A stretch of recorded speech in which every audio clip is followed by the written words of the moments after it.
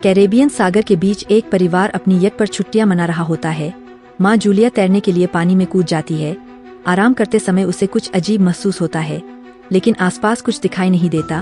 वह सोचती है कि शायद उसका भ्रम होगा। कुछ सेकंड बाद वही अजीब एहसास फिर होता है। इस बार भी कुछ नजर नहीं आता, लेकिन अब वह घबरा जाती है और यट की तरफ तैरना शुरू करती है। तभी अचानक कोई उसकी टांग खींचने लगता है और वह मदद के लिए जोर जोर से चिल्लाने लगती है। उसकी बेटी कैसी हेडफोन लगाकर म्यूजिक सुन रही होती है, इसलिए उसे कुछ सुनाई नहीं देता। पति टॉम और बेटा बेन मछली पकड़ने में व्यस्त होते हैं। जूलिया पानी के ऊपर टिकने की कोशिश करती है, लेकिन मुंह में पानी जाने की वजह से चिल्लाना मुश्किल हो जाता है।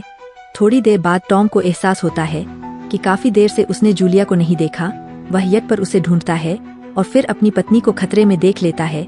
वह बच्चों को बुलाता है, यट को उस तरफ ले जाता है और पानी में कूद जाता है। जल्दी से जूलिया तक पहुंचकर उसे संभालता है और यट की ओर तैरता है। बच्चे दोनों को ऊपर खींच लेते हैं। परिवार जूलिया को संभालता है, लेकिन जूलिया खुद को समझाती है कि शायद लहरों की वजह से ऐसा हुआ होगा। रात को सब मिलकर बेन का जन्मदिन मनाते हैं। कैसी को उसके बॉयफ्रेंड का कॉल आता है, तो वह लैपटॉप लेकर बाहर चली जाती है। वीडियो कॉल में उसका बॉयफ्रेंड दिखाता है कि शहर के ऊपर बड़े बड़े काले बादल छा गए हैं। कॉल ग्लिच होकर फ्रीज हो जाती है। कैसी यह बात परिवार को बताने आती है, लेकिन टॉम कहता है कि शायद जमीन से दूर होने की वजह से सिग्नल कमजोर है। तभी सबको एक आवाज सुनाई देती है।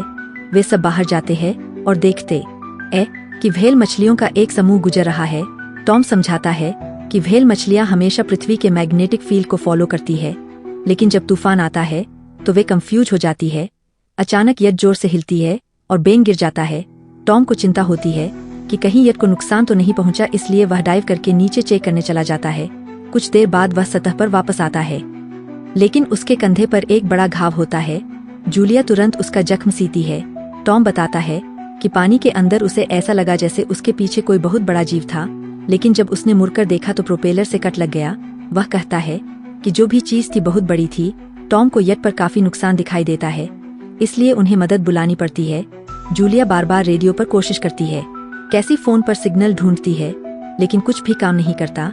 तभी कैसी को एक अजीब सा जीव दिखाई देता है और वह चिल्ला उठती है, लेकिन वह तो बस बेन होता है जो मास्क पहनकर मजाक कर रहा होता है।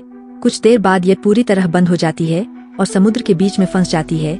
जूलिया रेडियो में एक आवाज सुनती है, लेकिन आवाज इतनी खराब होती है कि उसे कुछ समझ नहीं आता। टॉम परिवार को बताता है कि उनके पास सिर्फ 4 दिन का खाना पानी बचा है और अब उन्हें किसी मछली पकड़ने वाली नाव का इंतजार करना होगा। अचानक रडार पर कुछ डिटेक्ट होता है और परिवार को एक अजीब सी आवाज सुनाई देती है। सब दौड़कर बाहर आते हैं और हैरानी से देखते हैं कि कई सारे उल्कापिंड जमीन पर गिर रहे। जहाँ जहाँ उल्कापिंड गिरते हैं वहाँ बड़े धमाके होते हैं। एक उल्कापिंड पानी में उनके पास गिरता है तो टॉम तुरंत यार्ड को चलाने की कोशिश करता है। इंजन मुश्किल से चलता है, लेकिन तभी एक और उल्कापिंड उस इलाके को हिट करता है। परिवार डर के मारे एक दूसरे को कसकर पकड़ लेता है। तभी टॉम को समझ आता है कि जो आग के गोले गिर रहे हैं वे उल्कापिंड नहीं बल्कि सैटेलाइट्स है। उसी वक्त बेन देखता है कि यार्ड से धुआं निकल रहा है। टॉम चेक करता है और कंफर्म होता है कि इंजन खराब हो गया है। हवा तेज होने लगती है तो फैमिली यट के अंदर छुप जाती है, बिना यह नोटिस किए कि कंपास बहुत तेजी से घूम रहा है। यट जोर जोर से हिलने लगती है। बेन फिर से गिर जाता है और इस बार उसे चोट भी लग जाती है। लहरें तेजी से यार्ड से टकरा रही होती है। टॉम स्ट्रगल करके बाहर जाता है और लाइफ जैकेट्स लेकर आता है। तभी पावर चली जाती है। टॉम तुरंत पावर बॉक्स का बटन प्रेस करता है और लाइट वापस आ जाती है। उस वक्त बेन नोटिस करता है कि जूलिया की नाक से खून बह रहा है।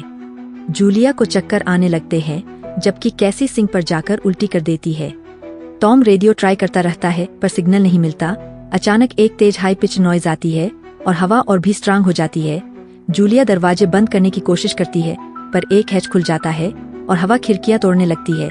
टॉम एक फ्लेयर जलाता है और थोड़ी देर बाद अंधेरा छा जाता है। अगली सुबह फैमिली शॉक में उठती है कि वह स्टॉर्म से बच गए हैं, लेकिन यट आधी तबाह हो गई होती है। जब वह बाहर आते हैं तो देखते हैं कि समुंदर का पानी गायब हो गया है और यट अब जमीन पर अटकी है। सब यह देखकर शॉक में आ जाते हैं। कैसी सिग्नल चेक करती है पर नेटवर्क बिल्कुल डाउन होता है। बेन 2 मरे हुए केकड़ों से खेलने लगता है। टॉम कंपास चेक करता है और देखता है कि वह उल्टा हो गया है। यह आखिरी बार 7 लाख साल पहले हुआ था। कैसी को लगता है कि उसका बॉयफ्रेंड मर गया होगा और वह टूट जाती है। जब जूलिया उसे समझाने आती है तो कैसी उसे दूर कर देती है और छुपने चली जाती है। जूलिया और टॉम बची हुई सप्लाई देखते हैं। बेन अपने बर्थडे बलून्स एक पत्थर से बांध देता है ताकि शायद कोई बचा हुआ सर्वाइवर देख ले। टॉम फिर रेडियो ट्राई करता है और इस बार एक आदमी से कनेक्शन हो जाता है। उसका नाम नाव होता है और वह एक सबमरीन का कैप्टन होता है। उसकी सबमरीन भी लैंड पर अटक गई है। वो कंफर्म करता है कि मैग्नेटिक पोल्स रिवर्स हो गए हैं, इसलिए ओशन पीछे हट गया है और जमीन डूब गई है। वो कहता है कि उसने अभी तक और सर्वाइवर्स नहीं देखे और कम्युनिकेशन सिस्टम्स बिल्कुल डाउन हो गए हैं। वो मजीद यह भी कहता है कि पोल्स फिर रिवर्स होंगे और शायद एक हफ्ते में समुंदर वापस आ जाएगा। वह फैमिली को वार्न करता है कि जितना हो सके ऊंची जगह चढ़ जाओ, क्योंकि जब पानी वापस आएगा तो वह बहुत खतरनाक होगा। वह बोलता है उसका पार्टनर क्रैश में मारा गया और सबमरीन में बस 3 लोगों की ही जगह है। जूलिया और टॉम उससे कहते हैं कि प्लीज हमारे बच्चों को बचा लो। वो उन्हें अपने कोऑर्डिनेट्स दे देता है। टॉम कैलकुलेट करता है कि सबमरीन तक पहुंचने में 2-3 दिन लगेंगे। वो फैमिली से कहता है आज रात अच्छे से आराम कर लो, कल सुबह हम निकलेंगे। अगली सुबह फैमिली सामान पैक कर रही होती है। तभी टॉम को पास में कुछ हिलता हुआ दिखता है। वह एक लंगड़ा आदमी होता है जिसके हाथ में हारपून होती है और साथ में एक कुत्ता लगातार भौंक रहा होता है। टॉम उसके पास जाता है और उसे पानी की बोतल देता है, लेकिन वह आदमी कुछ ऐसी भाषा में बोलता है जो टॉम समझ नहीं पाता। पानी पीने के बाद वह अजनबी अचानक टॉम के सिर पर बोतल मारता है और चेहरे पर जोर का लात मार देता है। जूलिया डर के मारे भागती है, लेकिन तब तक देर हो चुकी होती है। वह आदमी टॉम के पेट में हारपून घुसा चुका होता है। टॉम कुछ पल तक तड़पता है और फिर वह उसकी गर्दन भी काट देता है। फिर वह आदमी जूलिया के पीछे भागता है और उस पर हारपून फेंकता है, जिससे उसके कंधे में चोट लग जाती है। जूलिया दर्द सहते हुए यट के अंदर भागती है और बच्चों को बोलती है कि छुप जाओ। वह दरवाजा लॉक कर देती है। कैसी और बेन सोफे के अंदर घुस जाते हैं। जूलिया उन्हें फ्लेयर गन पकड़ाती है और खुद एक चाकू लेकर बाथरूम में छुप जाती है। वह आदमी दरवाजे पर जोर जोर से धक्के मारता है और आखिर अंदर घुस ही जाता है। पहले वह थोड़ा खाना उठाता है और फिर यट में इधर उधर ढूंढने लगता है। फिर बाथरूम की तरफ जाता है, लेकिन जूलिया समझदारी से एक छोटे छेद से बाहर निकल जाती है। वह आदमी सोचता है कि जूलिया भाग गई, लेकिन जैसे ही वह धीरे से निकलने लगती है, उसका कुत्ता उसे देख लेता है और भौंकने लगता है। कुत्ता उस पर झपटता है तो जूलिया चाकू से उसे मार देती है। कुत्ते की चीख सुनकर वह आदमी बाहर आता है और अपने कुत्ते की लाश देखकर आग बबूला हो जाता है। इस बीच जूलिया यट के दूसरे साइड से अंदर जाने की कोशिश करती है। वह ऊपर चढ़कर टूटी हुई खिड़की से अंदर घुसने लगती है, लेकिन वह आदमी पहले ही वहां पहुंच जाता है। वह उसे पकड़कर जोर से मुक्का मारता है, जिससे वह नीचे गिर जाती है। जूलिया फर्नीचर पकड़कर बचने की कोशिश करती है, लेकिन वह आदमी उसे लात मारकर दूर फेंक देता है। फिर वह उसकी कलाई पर पैर रख देता है ताकि वह चाकू छोड़ दे और फिर उसके बाल पकड़कर उसका चेहरा जमीन पर दे मारता है और सोफे पर फेंककर उसका गला दबाने लगता है। बच्चे यह सब कुछ देख रहे होते हैं। कैसी बाहर निकलकर फ्लेयर गन चलाती है जो सीधा उस आदमी को लगती है। वह जल उठता है और यट में आग फैलने लगती है। बच्चे तुरंत भाग जाते हैं, लेकिन जूलिया वापस आती है। वह उसे एक किक मारकर गिराती है, मैप और बैग उठाती है और वहां से भाग जाती है। बेन और कैसी अपने पापा के पास जाकर रोने लगते हैं। जूलिया भी उनके साथ बैठ जाती है और तीनों मिलकर आंसुओं के साथ टॉम को आखिरी अलविदा कहते हैं। तभी वह डरावना आदमी फिर यट से बाहर निकल आता है तो फैमिली फिर से भागने लगती है। कुछ ही देर में यट एक बड़े धमाके के साथ उड़ जाती है। थोड़ी दूर चलने के बाद वह लोग एक छोटे से झरने के पास रुकते हैं ताकि थोड़ा आराम कर सकें। कैसी सोचती है कि शायद वह पागल आदमी उनके पास गुब्बारे देखकर आया था।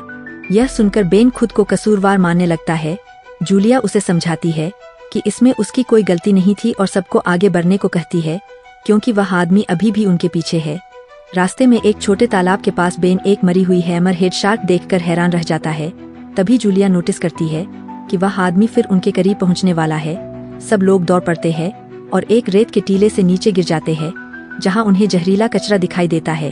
फैमिली सावधानी से उसे पार करती है और लगता है कि उन्होंने उस आदमी से पीछा छुड़ा लिया। चलते चलते उन्हें बड़े बड़े मरे हुए सी एनिमल्स और समुद्र के नीचे जमा हुआ सारा प्लास्टिक दिखने लगता है। बेन धीरे धीरे चलने लगता है तो जूलिया समझ जाती है कि वह डिहाइड्रेशन के करीब है। वह सबको रुकने को कहती है। जब वह पानी की बोतल देखती है तो उसे झटका लगता है। बोतल में पानी लगभग खत्म हो चुका होता है। कैसी को एहसास होता है कि शायद उसने बोतल ठीक से बंद नहीं की थी। जूलिया गुस्से में चिल्लाती है कि उसकी लापरवाही की वजह से पानी खत्म हो गया। कैसी जवाब देती है, क्या फर्क पड़ता है, वैसे भी हम बचने वाले नहीं हैं। दोनों के बीच लंबी बहस होती है, फिर भी फैमिली आगे चलती रहती है। कुछ देर बाद उन्हें एक क्रैश हुआ प्लेन मिलता है। अंदर कुछ हिलता डुलता देख सब डर जाते हैं, लेकिन वह सिर्फ कुछ पक्षी होते हैं। फैमिली तय करती है कि रात यही प्लेन के अंदर गुजारेंगे। वह थोड़ा सा स्नैक शेयर करते हैं और जूलिया को टॉम की जैकेट में एक फैमिली फोटो मिलती है, जिसे देखकर उसका दिल टूट जाता है। कैसी पूछती है मॉम, आप और डैड की लव स्टोरी क्या थी? टॉम, हॉस्पिटल में मेरा पेशेंट था, फिर एक दिन उसने फूल और एक प्यारी सी कविता देकर अपना प्यार जताया था। रात के बीच में कैसी प्लेन से बाहर जाती है, तभी वह डरावना आदमी उसे पीछे से पकड़ने की कोशिश करता है, लेकिन जूलिया अचानक पीछे से उस पर टूट पड़ती है और बार बार चाकू से वार करके उसे मार देती है। कैसी अपनी माँ को गले लगाकर शांत करती है। दोस्तों, एक रिक्वेस्ट है, प्लीज वीडियो को एक लाइक जरूर करें और पसंद आया तो चैनल सब्सक्राइब भी कर देना। अगली सुबह उस आदमी की लाश पर कीड़े गुण पड़े होते हैं। फैमिली नोटिस करती है कि उसके शरीर पर कई काटने के निशान हैं, मतलब इस एरिया में कोई खतरनाक जीव छिपा हुआ है। जैसे ही वह लोग वहां से निकलते हैं, केकड़े उसके मुंह से बाहर निकल आते हैं। कुछ घंटों बाद जूलिया और कैसी मैप देख रही होती है, लेकिन बेन धीरे से आगे निकल जाता है। जूलिया चिल्लाती है, रुक जाओ, लेकिन बेन एक तालाब में झुककर पानी पीने लगता है। जूलिया तुरंत उसे खींचकर बाहर निकालती है और समझाती है कि अनजान पानी उसे बीमार कर सकता है। धूप बहुत तेज हो जाती है तो फैमिली अपने सिर कपड़ों से ढक लेती है। बेन को चक्कर आने लगते हैं, तभी उन्हें कुछ पुरानी कुर्सियां मिलती है और जूलिया अब कैसी उनसे एक टेम्परेरी शेल्टर बना लेती है। जूलिया बेन को इंजेक्शन लगाती है और तय करती है कि वह रात वही बिताएंगे। सुबह जूलिया एक अजीब सी आवाज सुनकर उठती है। बाहर जाकर देखती है तो क्रैब्स का एक बड़ा झुंड उनकी तरफ आ रहा होता है। वह तुरंत बच्चों को उठाती है और तीनों भागना शुरू कर देते हैं। भागते भागते उन्हें एक बड़ा कार्गो शिप दिखाई देता है। वहाँ 3 क्रू मेंबर्स जिंदा होते हैं। एक औरत उनकी मदद करना चाहती है, लेकिन बाकी 2 आदमी मना कर देते हैं और तीनों फैमिली को बाहर छोड़कर कंटेनर लॉक कर लेते हैं। क्रैब्स पास आ जाते हैं। जूलिया बच्चों को कंटेनर के ऊपर चढ़ाती है। खुद जब चढ़ने लगती है तो क्रैब्स उसके पैर को जोर से काट लेते हैं। बच्चे उसे खींचकर ऊपर चढ़ाते हैं, नहीं तो वह नीचे गिर जाती। कंटेनर के एक छेद से आधे क्रैब्स अंदर घुस जाते हैं। क्रू मेंबर्स फायरिंग शुरू करते हैं, लेकिन क्रैब्स उन पर हावी हो जाते हैं और दोनों को मार डालते हैं। आखिरी आदमी छत के होल तक पहुंचता है, लेकिन क्रैब्स उसे भी नीचे खींच लेते हैं और वह भी मर जाता है। जूलिया अपने जख्म पर पट्टी बांधती है और बेहोश हो जाती है। कुछ देर बाद जब वह उठती है तो खुद को रेत के तूफान के बीच अकेली पाती है। वह घबराकर बच्चों को ढूंढने लगती है। एक मरी हुई औरत का हथियार उठाती है और जोर जोर से चिल्लाती है। कैसी उसकी आवाज सुनकर लौट आती है और बताती है कि वह और बेन मदद ढूंढने गए थे, लेकिन कोई नहीं मिला। फिर दोनों बेन से मिलते हैं, जिसे एक खुला कंटेनर मिलता है जहां वह तूफान खत्म होने तक रुक सकते हैं। जूलिया टॉम का लाइटर निकालती है और अपने जख्म को जलाकर बंद करती है, जो बेहद दर्दनाक होता है। तूफान थमने के बाद उन्हें एक और कंटेनर मिलता है, जिसमें बहुत सारी पानी की बोतलें होती है। बॉडीज चेक करते वक्त उन्हें एक रेडियो और एक गन भी मिलती है। जूलिया नाव से संपर्क करती है और बताती है कि मैप खो गया है। इस पर नाव बताता है कि उन पर आर्थ्रोपॉड्स ने हमला किया था। वो अब इसके जीव है, जो ऑक्सीजन की वजह से पूरी तरह पागल हो चुके हैं। अब नाव फैमिली को जल्दी करने को बोलता है, क्योंकि उसके इंस्ट्रूमेंट्स ने कैलकुलेट किया है कि समुद्र उम्मीद से ज्यादा जल्दी वापस आएगा और उनके पास सिर्फ कुछ घंटे बचे हैं। वह एक फ्लेयर शूट करता है और फैमिली उस दिशा में चलना शुरू करती है। लंबी वॉक के बाद फैमिली को एक टूटा हुआ टॉयलेट मिलता है, जिसमें बेन पेशाब करता है। अब वह लोग आखिरकार सबमरीन को पास ही देख लेते हैं, लेकिन वहां पहुंचने के लिए उन्हें एक बड़ा चट्टानी रास्ता पार करना होगा। जैसे ही वह रास्ते से गुजरते हैं, दीवारें हिलने लगती है और पत्थर गिरने लगते हैं, जिससे एक भयानक रॉक स्लाइड हो जाता है। जूलिया तुरंत अपने बच्चों को साइड में धक्का देती है और खुद भी पीछे हट जाती है ताकि कुचली ना जाए। अब एक पत्थर की दीवार उनके बीच आ गई है। जूलिया बच्चों से कहती है कि वह बिना उसके आगे बढ़ जाए, लेकिन कैसी मना करती है और जोर देती है कि उसकी माँ को चरने की कोशिश करनी चाहिए। बहुत बहस होती है और चिल्लाने के बाद जूलिया वादा करती है कि वह बाद में अपने बच्चों को ढूंढ लेगी। मजबूर होकर कैसी अपने भाई को खींचकर आगे ले जाती है।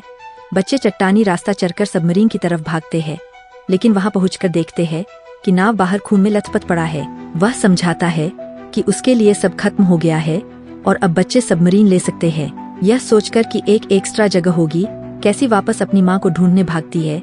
तभी जूलिया केकड़ों को आता देखती है और वह फायरिंग शुरू कर देती है।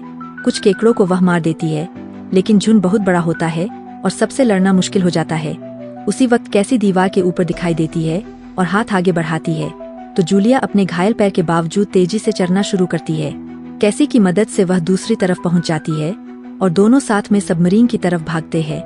बेन पहले से ही ऊपर खड़ा होता है और फायर खोल देता है ताकि केकड़े डिस्टर्ब रहे जब तक फैमिली ऊपर चढ़ जाए। केकड़े नाव के शरीर तक पहुंचते ही तुरंत उसे खाने लग जाते हैं। जूलिया गन उठाती है और फायरिंग जारी रखती है जब तक बच्चे अंदर चले जाएं। जब वह सुरक्षित हो जाते हैं, जूलिया समझती है कि गोलियां खत्म हो गई है तो वह गन केकड़ों पर फेंक देती है और अपने बच्चों के साथ अंदर चली जाती है। फैमिली हैच को अच्छे से लॉक करती है और खिड़की से केकड़ों को सबमरीन के चारों तरफ देखती है। इसी वक्त समुद्र वापस आ जाता है तो तीनों तुरंत अपनी सीटों पर बैठकर बेल्ट पहन लेते हैं और एक दूसरे का हाथ पकड़ लेते हैं।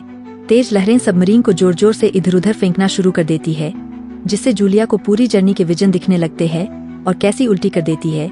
जल्दी ही वो हाई पिच आवाज वापस आती है और फैमिली बेहोश हो जाती है। कुछ देर बाद जूलिया और बच्चे होश में आते हैं और खुद को जिंदा देखकर खुश होते हैं। वो हैच अनलॉक करके बाहर निकलते हैं और देखते हैं कि लहरों ने सबमरीन को एक तबाह शहर में गिरा दिया है। यानी अब जिंदा रहने और नया जीवन शुरू करने की उम्मीद है। और यहीं पर फिल्म खत्म होती। चैनल को सब्सक्राइब करना ना भूले और बेल आइकॉन जरूर दबाएं ताकि आपको ऐसे ही मजेदार वीडियो मिलते रहें।